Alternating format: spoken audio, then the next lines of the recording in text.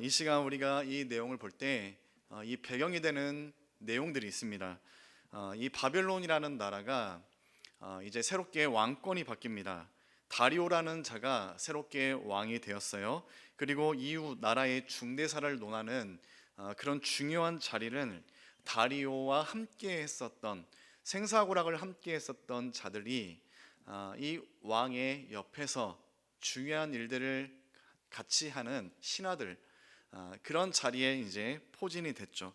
그런데 특이하게도 이 다리오는 총리를 한 명이 아닌 세 명을 세웁니다.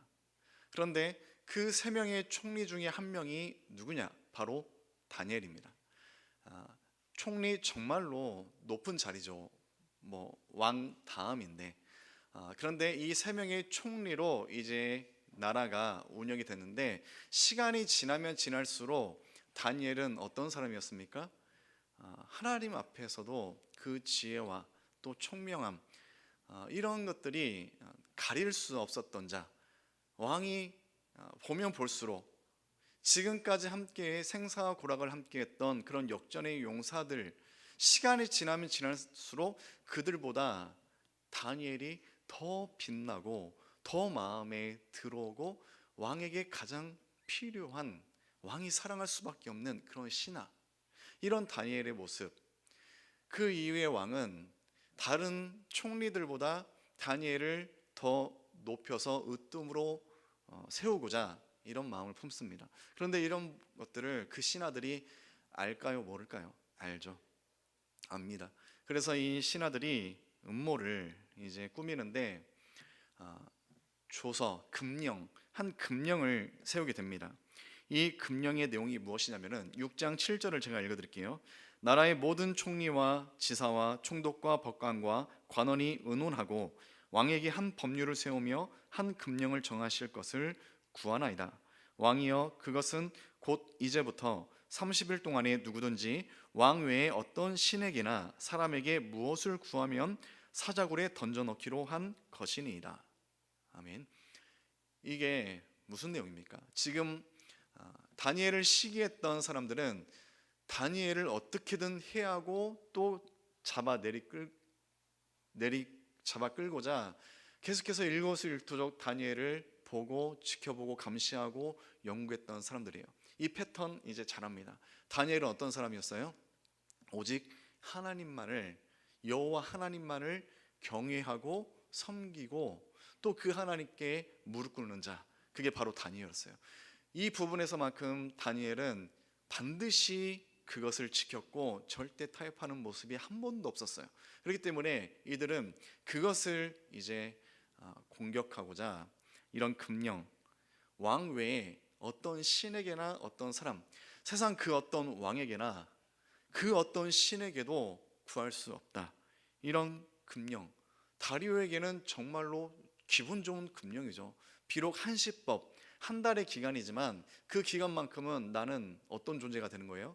세상 그 어떤 왕보다, 그 어떤 신보다 나는 으뜸이 되는 존재로 내가 사랑하는 이 백성들에게 칭송을 받을 것이에요. 왕 입장에서 조금도 나쁠 게 없어요. 너무나도 기분 좋은 그런 금령이에요. 일사천리로 이것은 통과가 됐어요. 그 뒤에 이제 다니엘은 이 금령이 선포가 되었고, 총명했던 다니엘이 이 금령이 갖고 있던 그런 무자비한 자신을 향한 칼날, 이거를 느끼지 못했을 리가 절대 없어요. 내가 기도하는 순간 나는 이제 고소를 당하고 사자굴에 던져질 것, 다니엘은 잘 알았습니다. 그리고 이 금령이 누구 때문에 만들어진 것인지 다니엘은 잘 알았을 것이에요. 그런데도 불구하고 다니엘의 선택이 무엇입니까? 오늘 본문에 말하죠.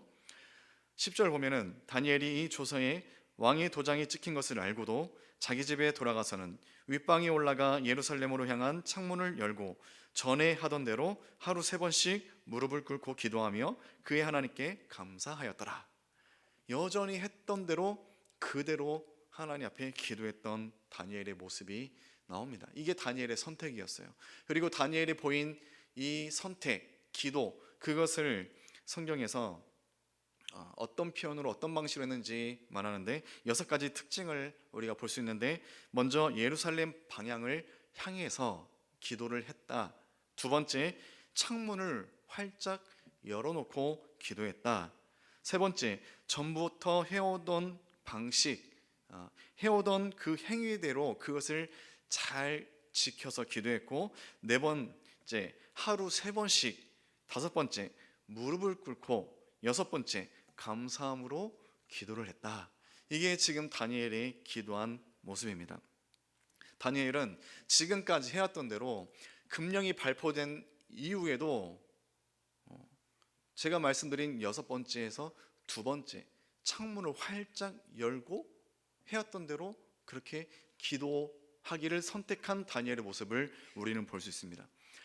창문을 열고, 지금 저는 이 장면을 곰곰이 생각을 해볼 때마다 이렇게 생각을 해요.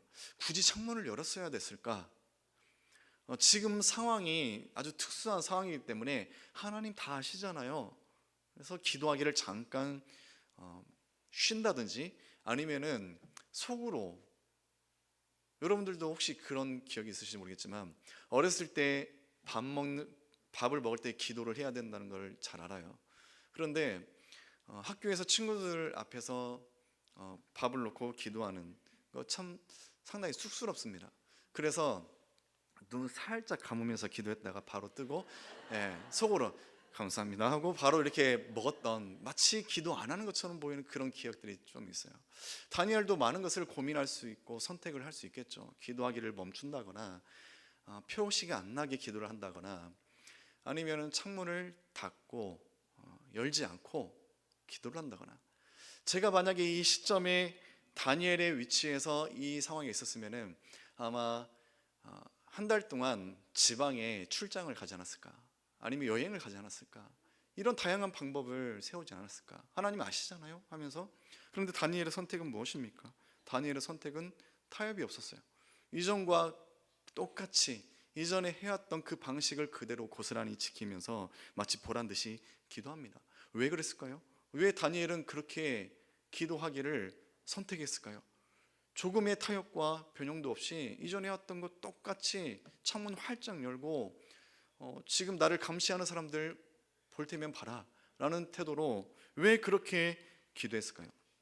다니엘의 죽음을 불사한 이 기도의 선택이 자기가 갖고 있는 어떤 거룩한 습관, 그것을 지키고자 하는 그런 마음이었을까? 아니면은 부주리한 이 세상에 대항하면서 나라도 의로움을 드러내야지 하는 그런 마음이었을까? 참 여러 가지 생각을 해볼 수 있어요. 그런데 이 전체 문맥에서 우리가 생각해 볼 수 있는 것은, 금령의 내용이 무엇입니까, 여러분? 금령이 갖고 있는 의미가 무엇입니까? 금령은 지금 말하는 거예요. 이것이 사실 여부 상관없이 금령의 내용은 한 달 동안 다른 어떤 사람이나 왕에게 구할 수 없다. 이것은 무슨 의미입니까?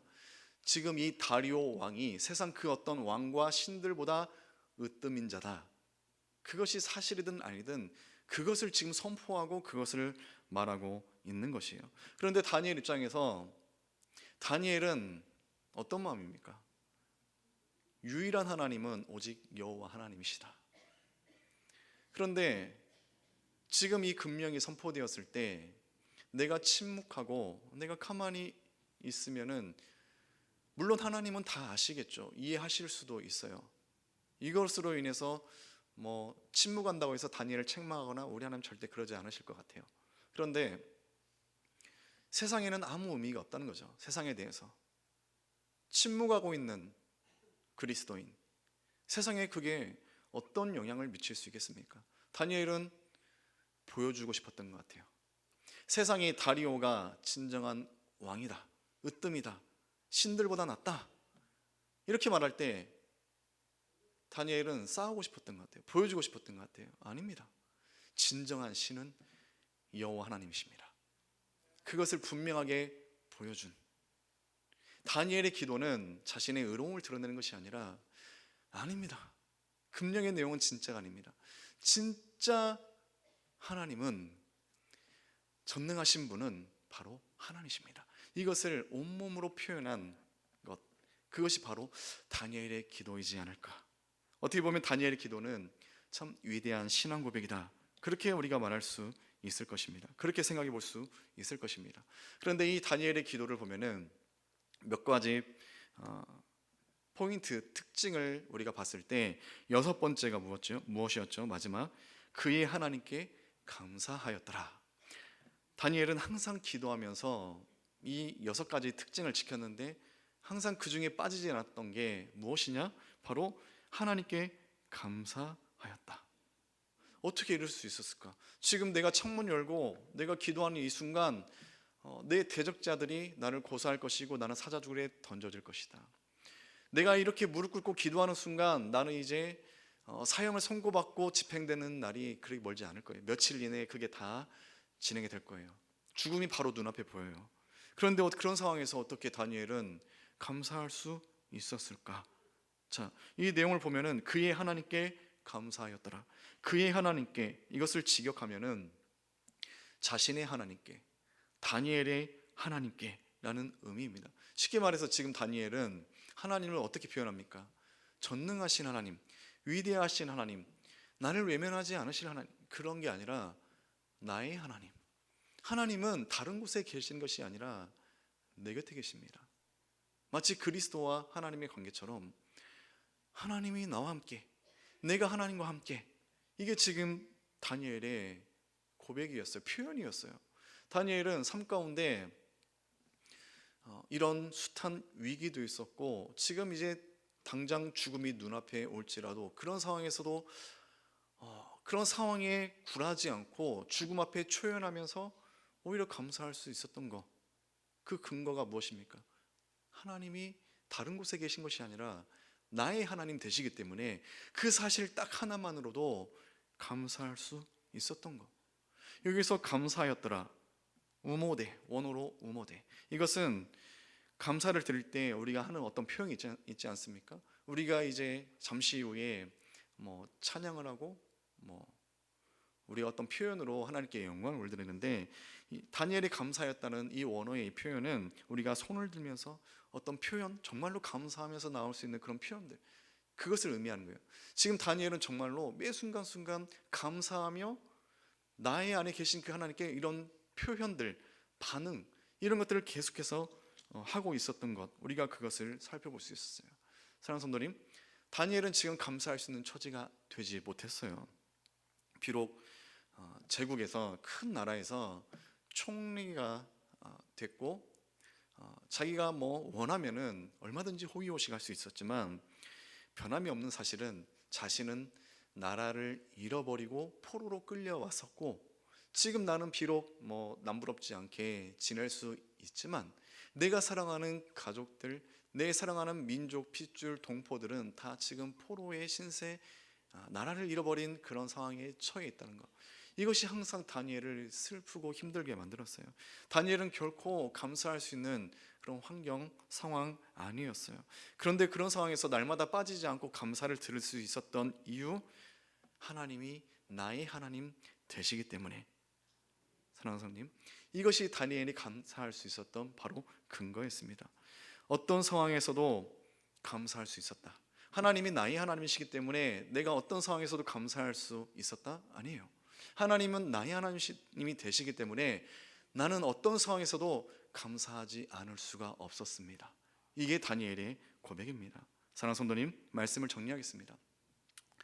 감사는 내가 기대하는 어떤 가치 있는 것들이 나에게 주어졌을 때, 무언가 더해졌을 때 그때 하는 게, 그게 감사 아닙니다. 그게 감사라고 생각을 한다면 우린 죽을 때까지 진정한 만족과 감사할 수 없을 것입니다.